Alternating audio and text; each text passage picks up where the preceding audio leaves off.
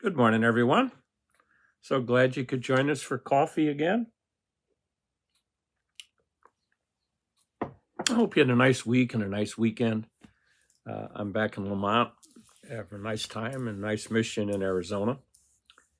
And once again, I ask you to pray for our retired Vincentians in Perryville, Missouri. And some of them are in need of some healing. And especially, I'd like you to remember one of our Vincentians, Jeff Harvey, who passed away unexpectedly. And then also to remember those friends of the mission who are in need of God's healing. And so we'll continue to pray for Betsy and Karen and Loretta, Louise, and Lucy and Nina and Pat and Sharon, and Bill and Bob and Clarence and Jack, Scott and Stan. We continue to pray that God bring you some special healing. My reflections are kind of personal this weekend. My thoughts are on Pope Francis and the events of this past week.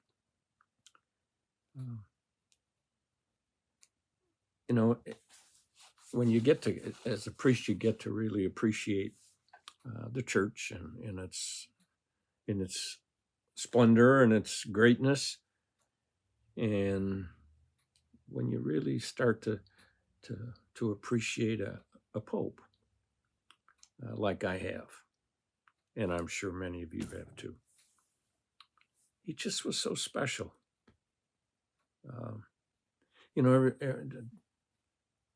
They all talked about him being the people's pope. Well, the events of this past week, if you didn't think he was a people's pope, you surely would have learned this past week. I mean, 250,000 people came to view his casket in St. Peter's before his funeral.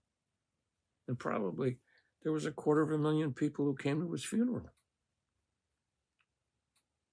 And I'm guessing might have been another 250,000 people who lined 3 miles of streets in Rome just to wave to his casket as it went to his place of burial in St. Mary Major Basilica.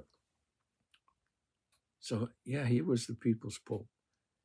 And I guess what I enjoyed about him, as I watched the funeral, I thought of, wow, what a collection of celebrities and egos. And here they are, there to worship and pray for a man who had no ego. A simple, humble priest who became a cardinal, who became a pope. And I just love the simplicity of this man as he was pope, but boy, he loved people. I remember during COVID, I used to watch his mass from the building where he lives, the apartment of Casa Santa Marta. And he said mass every day.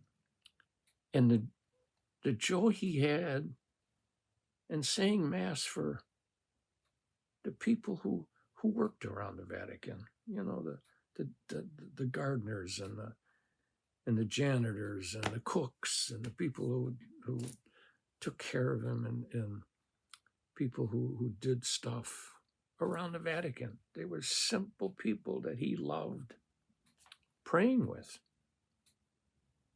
And I think that simplicity showed in how he loved everybody. I mean, he really showed that a leader of the church could also be a leader of the world in his behavior, in his attitude,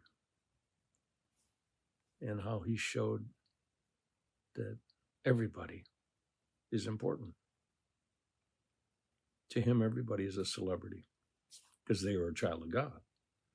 And he treated them that way. So he had a special love for those who were forgotten, people pushed aside, people misjudged. This to me was why I loved him so much, because he just seemed to be different as a leader of the church and as a leader of the world. And I think the world leaders today who were there and listened to Cardinal Ray's homily probably got a better glimpse of a man who really genuinely cared, who followed the gospel, who lived it, who wanted to be what Jesus asked all of us to be, a lover of the poor, one who serves. My God, this man showed this so well. I have a personal, this is a loss for the church, but I have a personal loss to share with you. I don't know, I may have told some people already, I don't know. But this is the 400th anniversary of the founding of the Vincentian Fathers and Brothers, St. Vincent de Paul, 400 years ago. And we are celebrating all over the world our 400th birthday. And as part of this birthday, there was a planned celebration of the only twin priest in the history of the Vincentians in 400 years. So we were going to do something special. Cardinal Supich in Chicago was helping to arrange for these twins, these Gielow priests, to have a private audience and a special blessing during this 400th anniversary celebration from Pope Francis in October. Well, he won't be able to do that. But you know what? I'm laughing and smiling, because here's what I got figured.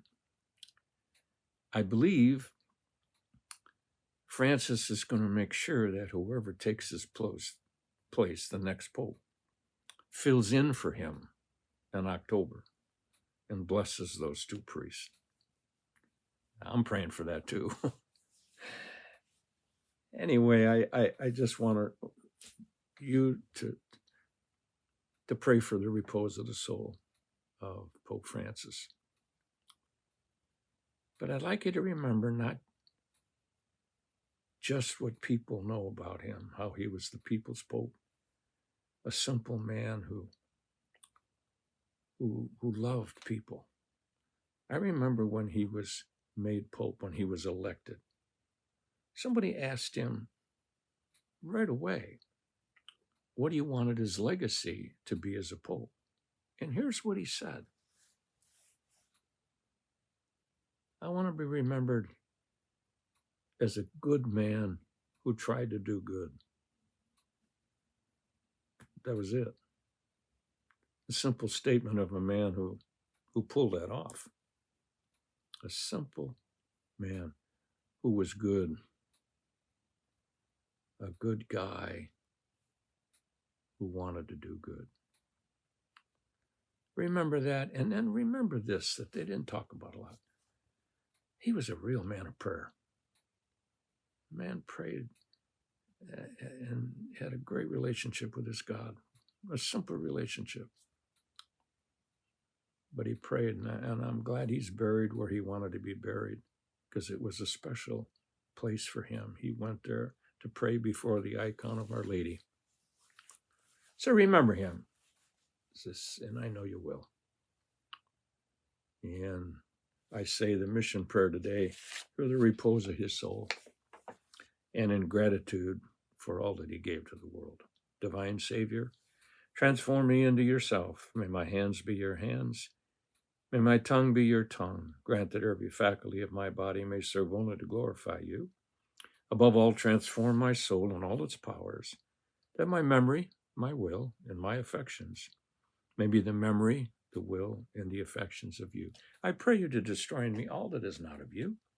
Grant that I may live but in you and by you and for you, that I may truly say with St. Paul, I live now, not I, but Christ lives in me. God bless. Check us out on Wednesdays. And if you haven't sent your email into our website, do that, and we'll stay in touch with you. God bless.